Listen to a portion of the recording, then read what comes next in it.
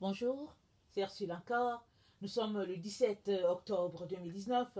Alors je viens sonner la trompette aujourd'hui encore et je viens vraiment nous, nous encourager à mettre notre vie en règle. Amen, parce que le Seigneur Jésus-Christ ne tardera pas à venir et il vient enlever ceux-là qui lui appartiennent, ceux-là en qui il se voit.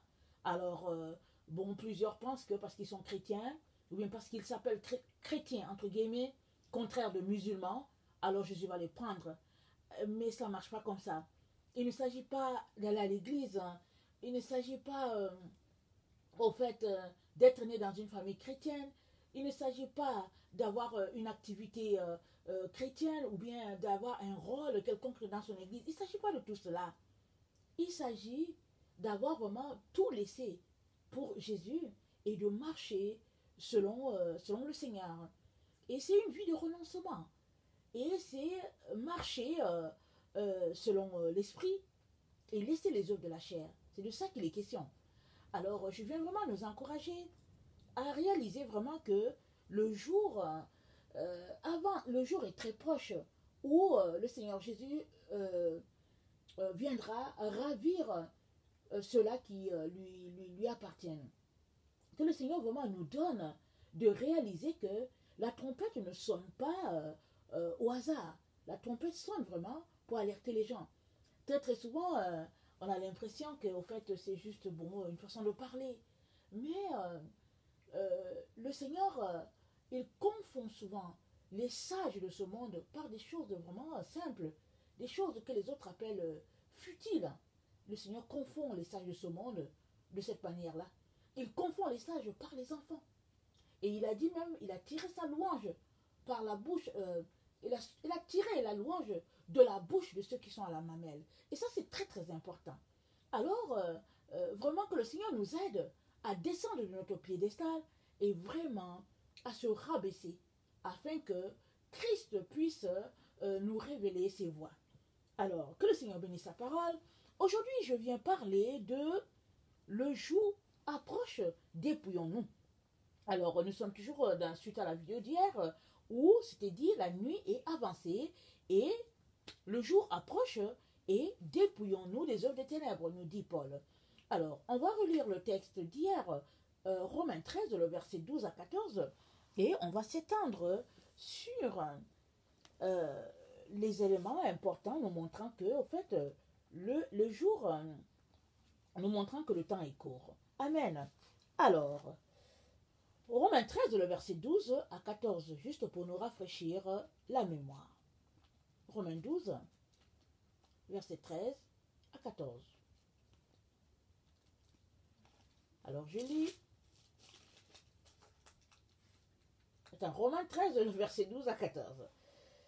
Alors, la nuit est avancée, le jour approche, dépouillons-nous donc des œuvres des ténèbres et revêtons les armes de la lumière. Marchons honnêtement, comme en plein jour, loin des excès et de l'ivrognerie, de la luxure et de l'impudicité, des querelles et des jalousies. Mais revêtez-vous du Seigneur Jésus-Christ et n'ayez pas soin de la chair pour en satisfaire les convoitises. Donc voilà, n'ayez pas soin de la chair pour en satisfaire les convoitises. Et le verset dans Matthieu 25, pardon, il nous est... dans Matthieu 25, le Seigneur donne une parabole sur les 10 vierges. On connaît bien cette parabole-là. Mais la partie qui est intéressante, qui nous intéresse aujourd'hui, pardon, c'est... Excusez-moi. Attendez, il faut que je retrouve mon passage le plus rapidement possible. Alors...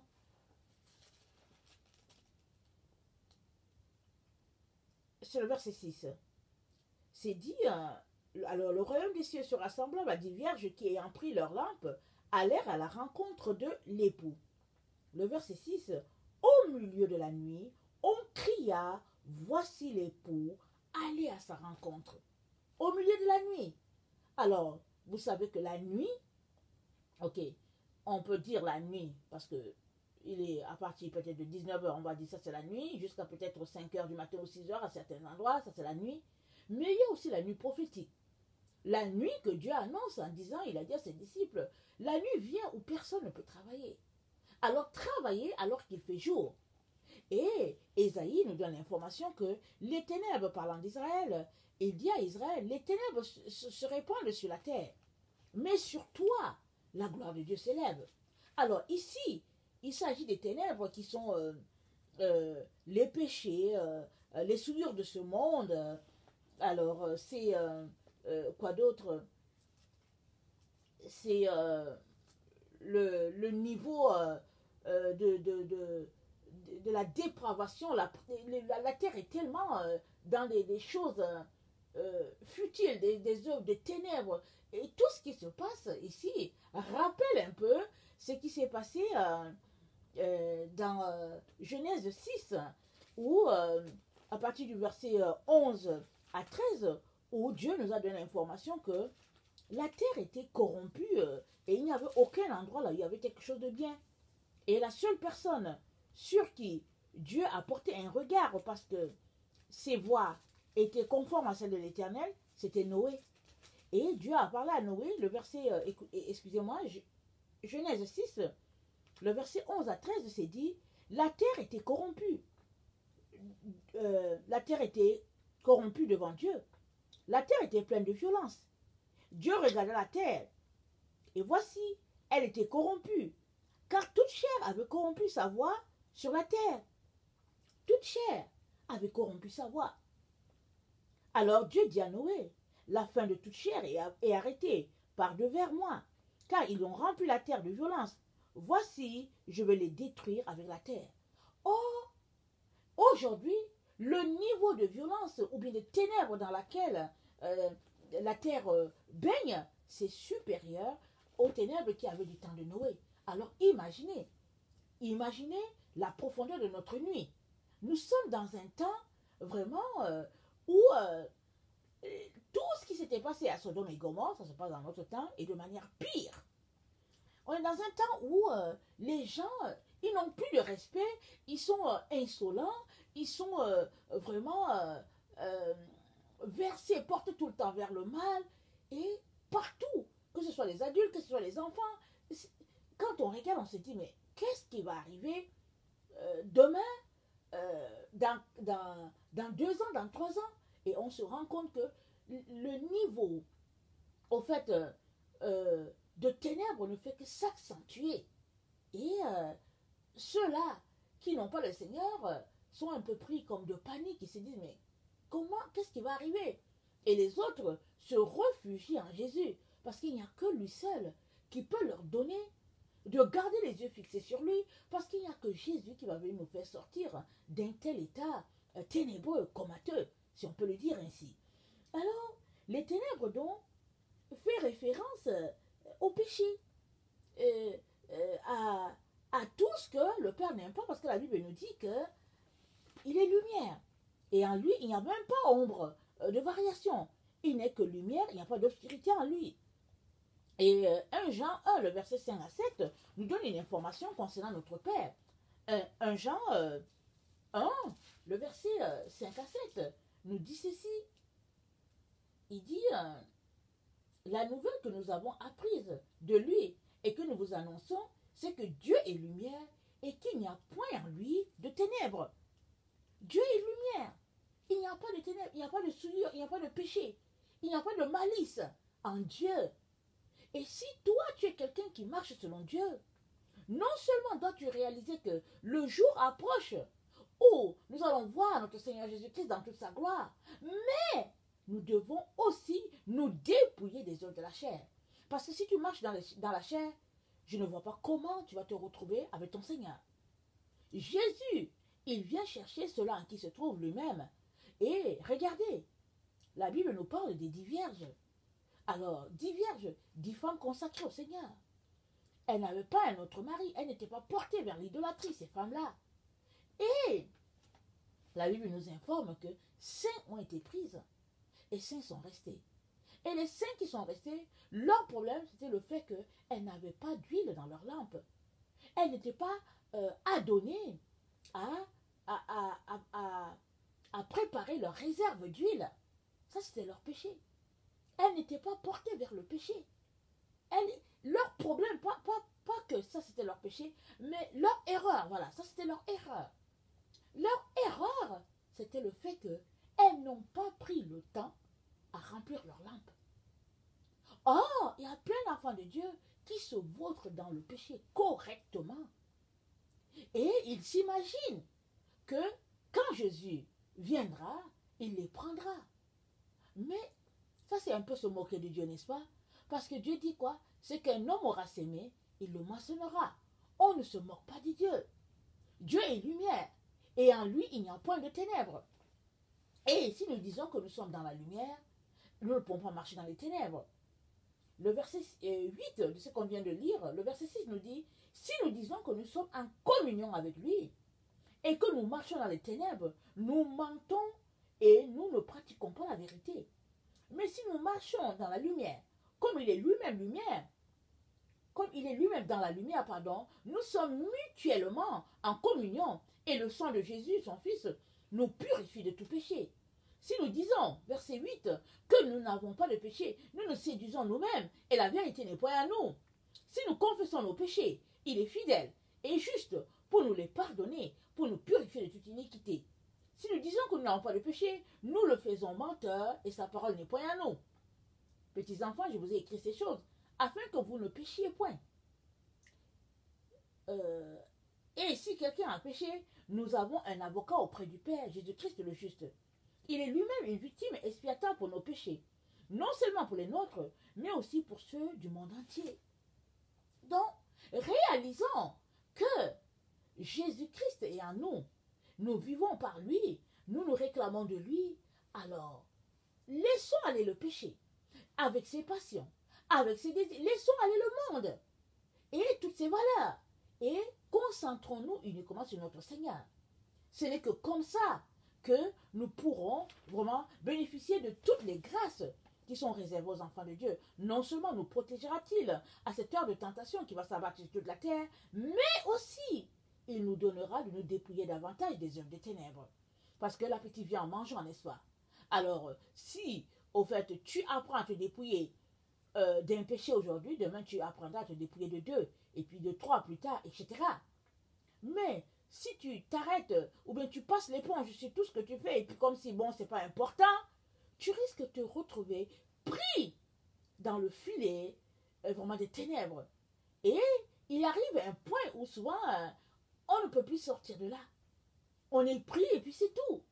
Et on n'arrive pas, malgré nos efforts. Donc, aujourd'hui, si tu entends la voix du Père, n'endurcis pas ton cœur. La Bible dit aujourd'hui, si vous entendez sa voix, n'endurcissez pas vos cœurs.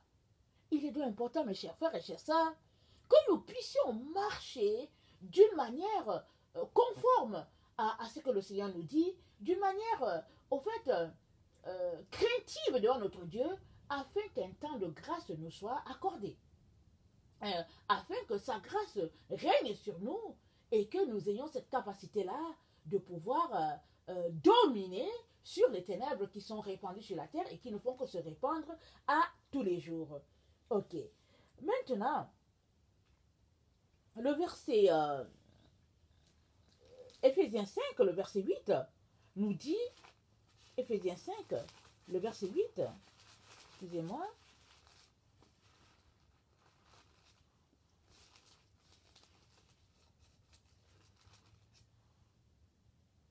autrefois, vous étiez ténèbres, et maintenant vous êtes lumière. Dans le Seigneur, marchez comme les enfants de lumière. Les enfants de lumière ont une manière de marcher, ils ont une manière de faire. Ils ont une marche qui leur est propre. C'est qu'ils marchent en suivant Jésus et ils marchent loin des voies du mal. Et ils marchent là où il y a les épines, là où il y a les ronces, là où il y a les bouteilles cassées, là, toutes sortes d'épreuves. C'est le chemin de l'enfant de Dieu. Pourquoi? Parce que l'épreuve t'apprend à soumettre la chair à ta volonté, à toi. De telle sorte que tu n'as plus de volonté. La seule volonté qui existe, c'est la volonté de Jésus. Et ainsi, tu te sanctifies. Tu es saint. Parce que la Bible nous informe que Jésus, lui qui n'a pas de péché, il se fait pécher pour nous. Entre vous et moi, quand on s'arrête, est-ce que Jésus-Christ avait besoin vraiment de passer par tout ce par quoi il est passé pour toi et moi?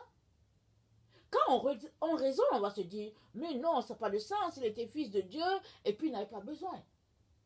Mais quand on regarde les choses du point de vue de Dieu, on se rend compte que Jésus avait besoin de passer par là pour que sa chair soit soumise et qu'il accepte parfaitement la volonté du Père. Et ça, c'est pas facile. Et ça, c'est pas donné. Être un enfant de Dieu, écoutez, nous, les deux côtés, on a notre ADN qui est typiquement humain. Jésus avait un côté dans son ADN, il avait un côté qui était de Marie, l'autre était de Dieu. Alors on comprend que c'est quelqu'un qui est fait pour vivre dans la gloire. Mais il s'est dépouillé de tout ce qu'il avait, de toute la gloire du Père. Il a enlevé tout pour que toi et moi puissions être appelés enfants de Dieu aujourd'hui. Alors, quand on considère cela, on se rend compte que c'est lui qui est enfant de Dieu a pu passer par toutes ces épreuves-là, à combien plus forte raison, toi et moi sommes-nous appelés à passer par les épreuves de nos vies. Mais si tu es plutôt quelqu'un qui aime la vie de facilité, qui aime mettre ta tête dans le sable comme l'Autriche, il se pourrait que tu ne fasses pas le chemin que tu es appelé à parcourir afin que la gloire de Dieu soit vue sur toi. Tu es la gloire de Dieu pour tous ceux-là qui sont autour de toi. Si du moins tu as Jésus. Alors si c'est ce que tu crois que tu es, il est donc important que tu te dépouilles de la chair. Parce que plus tu laisses aller le péché et ses désirs, plus la gloire de Dieu est vue en toi, et puis mieux tu attires les gens vers le Père. Parce que les gens voient Jésus-Christ en toi. Amen. Alors, nous avons déjà vu hier Éphésiens 6 qui nous a encouragés. Éphésiens 6, le verset 13 nous dit de se revêtir de toutes les armes de Dieu. Parce que c'est une guerre, c'est une lutte. Et ce n'est pas une lutte physique, parce que nous ne luttons pas de personne à personne. Mais nous luttons contre les esprits méchants dans les lieux célestes. Alors c'est d'esprit à esprit que le combat se passe. Et puisque le combat se passe d'esprit à esprit, il est donc important qu'on puisse être préparé à ce type de combat. Et ce type de combat ne se fait pas de chair à chair. C'est pourquoi tu es appelé à clouer la chair pour pouvoir t'élever au niveau de l'esprit et gagner ton combat qui se passe avec les esprits méchants. C'est ça que Éphésiens 6, le verset 13 nous dit. Et 1 Corinthiens 7, 29 nous dit que le temps est court. On va le lire. 1 Corinthiens 7,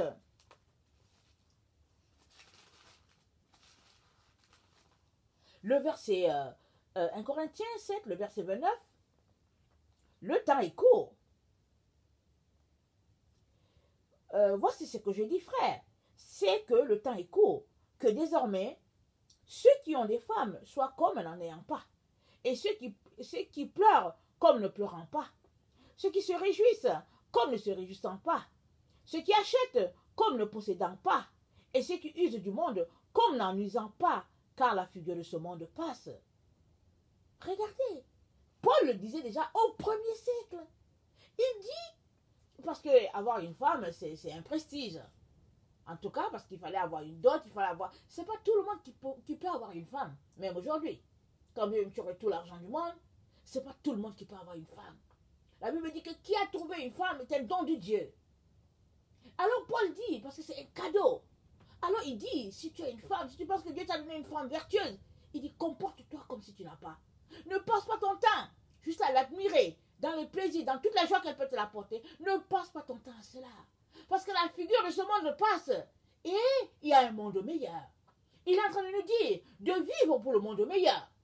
Et pour cela, nous avons besoin de laisser le monde, ses désirs, ses passions et tout ce que le monde nous offre comme cadeau, tout ce que le monde nous offre comme plaisir. Nous avons besoin de laisser cela pour tendre vers tout ce qui est divin. Et cela demande que tu puisses renoncer à tout ce que ta chair aime pour te concentrer uniquement à ce que Dieu réclame de toi. Et la Bible nous dit, c'est que Dieu est esprit.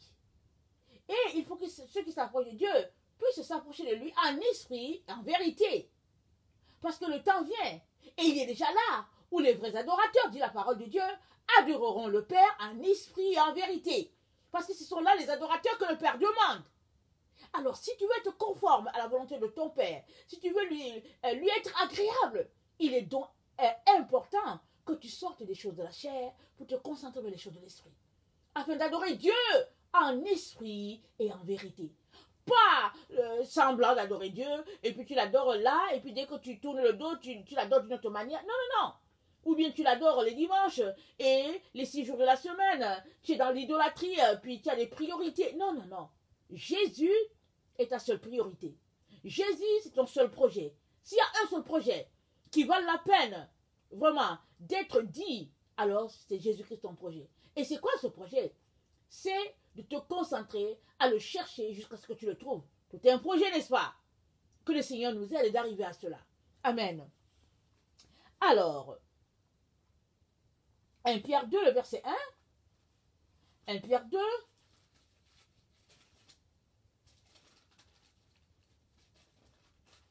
Pierre 2, le verset 1,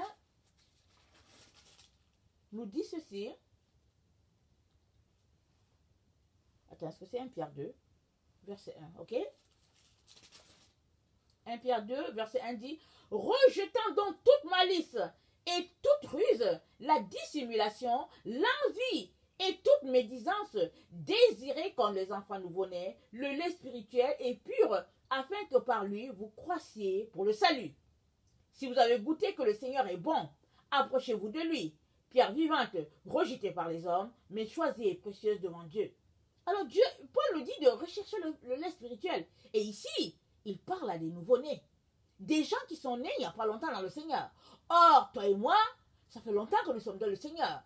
Alors, nous devons encore plus rechercher du filet mignon. Parce que ici, Pierre parle de désirer, comme des enfants nouveau-nés, le lait spirituel est pur. Il y a du lait qui est pur, il y a du lait qui est souillé. Et il demande à ceux-là, comme des nouveau-nés, du lait spirituel pur. Et toi et moi qui sommes dans le Seigneur depuis longtemps, nous devons encore aspirer à plus. Rejetant toute malice et toute ruse et la dissimulation, l'envie et toute médisance, désirer comme des enfants nouveau-nés le lait spirituel. Vraiment que le Seigneur nous donne d'arriver à ce niveau-là, à ce soupir-là, parce que Dieu répond au désir de notre cœur. Alors si ta soif, c'est de connecter davantage à Dieu, il répondra à ta prière. Amen. Alors, Jacques 1, le verset 21, nous dit, Jacques 1, le verset 21, c'est pourquoi, rejetant toute souillure et tout excès de malice, recevez avec douceur la parole qui a été plantée en vous et qui peut sauver vos âmes. Mettez en pratique la parole et ne vous bornez pas à l'écouter, en vous trompant vous-même par de faux raisonnements. Car si quelqu'un écoute la parole et ne la met pas en pratique, il est semblable à un homme qui regarde dans un miroir son visage naturel et qui après s'être regardé s'en va et oublie aussitôt quel il était. Mais celui qui aura plongé le regard dans la loi parfaite, la loi de la liberté, et qui aura persévéré, n'étant pas un auditeur oublieux, mais se mettant à l'œuvre, celui-là sera heureux dans son activité. Si quelqu'un croit être religieux, sans tenir sa langue en bride, mais en trompant son cœur, la religion de cet homme est vaine. Alors, il est donc très très important que nous puissions rejeter toute malice, toute souillure, et nous devons uniquement nous tourner vers la parole de Dieu, et puis non seulement la lire, mais aussi la mettre en pratique. Très très important, parce que c'est en pratiquant, c'est en forgeant qu'on devient forgeron. C'est en pratiquant qu'on acquiert vraiment toute l'habilité pour fonctionner comme un enfant de Dieu, comme un enfant de lumière. Nous sommes des enfants de lumière. Et pour cela, c'est Jésus qui l'a dit. Il nous l'a dit. Il n'a cessé de nous dire que nous étions des enfants de lumière parce que nous lui appartenons, parce que nous lui avons donné notre vie. Donc, étant enfants de lumière, nous ne pouvons pas nous comporter comme des enfants des ténèbres. Nous devons suivre notre Père. Et celui qui nous a acquis la lumière, c'est Jésus. Il est donc important que tu fasses ta part. Jésus a fait la sienne. Il est mort sur le bois du calvaire pour toi et moi.